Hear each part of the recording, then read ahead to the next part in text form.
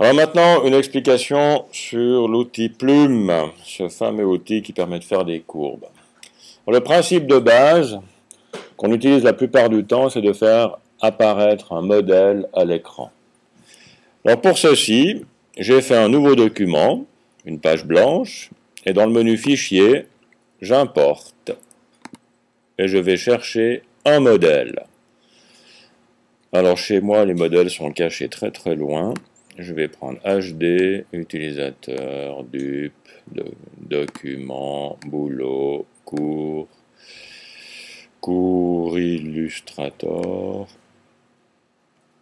modèle de base. Et là, vous avez trois modèles. La courbe, c'est le dessin que j'ai fait sur le papier tout à l'heure. Le bateau, c'est l'exemple avec l'angle. Et puis Bonnie, vous verrez ce que c'est. Je vous mettrai ces modèles sur le serveur et vous pourrez les prendre tout à l'heure. Vous voyez que dans cette fenêtre d'importation, il y a une petite case qui s'appelle modèle, qui est en gris.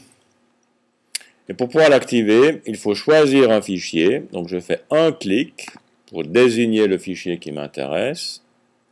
Et à partir de là, je peux mettre la coche modèle et j'importe. Si vous faites double clic, la coche modèle ne se mettra pas. Donc c'est pour ça que je fais un clic et la coche et j'importe. Voilà mon modèle. Et c'est sur ce modèle-là que je vais essayer de faire suivre la courbe que je vais dessiner. Alors je prends la plume.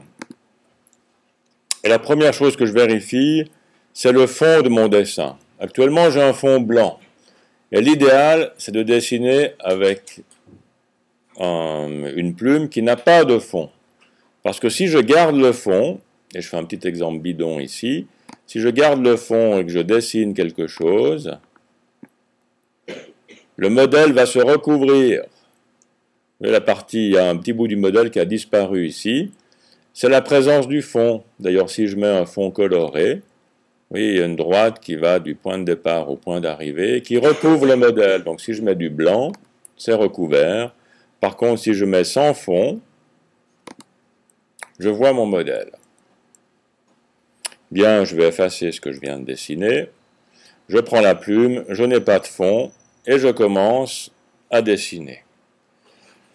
J'appuie, je tiens, et je tire une poignée dans le prolongement de la courbe, comme si c'était une route, et que ce point de départ était la position d'une voiture.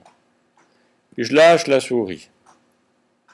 Je vais à l'emplacement suivant, qui est le changement de direction. C'est là que je vais passer de la gauche à la droite. Je pose le point, je tire une poignée dans le prolongement, et je ne m'inquiète pas si la courbe ne passe pas sur le modèle. Et je lâche. Je vais au point suivant.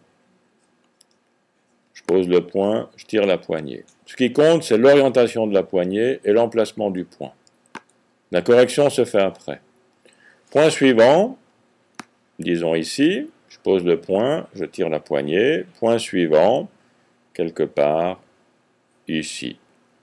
Les petits repères commentés n'ont strictement aucune importance pour ce genre de construction. Je pose le point, je lâche. Dernier point, je pose le point, je tire droit devant. Ce qui m'importe, c'est la poignée qui est derrière pour faire venir la courbe. Et voilà. C'est parfait. C'est pas fini, mais c'est parfait. Maintenant, je prends la flèche blanche. Je saisis le tronçon qui est là. Et je tire. Et en tirant, ça va allonger ou raccourcir les poignées. En faites attention en tirant parce que, suivant dans quel sens on va, les poignées peuvent se raccourcir, peuvent même s'inverser, ça vous crée des boucles. Donc l'idéal, c'est d'arriver à ce que les poignées soient à peu près de la même longueur, ce qui n'est pas toujours possible, mais dans ce cas, ça marche. Donc je prends le tronçon, je tire, je tâtonne et je lâche.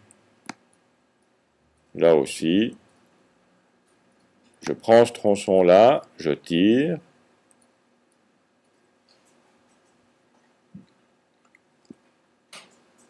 je reprends les poignées, Alors maintenant, je vais prendre celle-là, je saisis la poignée, je l'oriente un peu plus haut, je prends celle du bas, je la tire un peu plus bas. Donc il faut tâtonner un peu. Je reprends un petit coup celle du haut. Il faut tâtonner jusqu'à ce qu'on ait quelque chose qui nous satisfasse. Ah, qui nous satisfasse, c'est du subjonctif, ça. Le but, c'est pas forcément d'essayer de passer exactement sur le modèle. C'est-à-dire, de toute façon, si je grossis, la courbe que je viens de dessiner, elle est parfaitement souple. Le modèle, c'est forcément des pixels, puisque c'est quelque chose qui a été scanné. Donc on aura quelque chose qui sera plus esthétique, plus souple, plus harmonieux que notre modèle. Donc dans certains cas, ce n'est pas nécessaire d'essayer de passer exactement dessus. Je corrige le dernier, et voilà mon dessin. Je vais m'arrêter ici.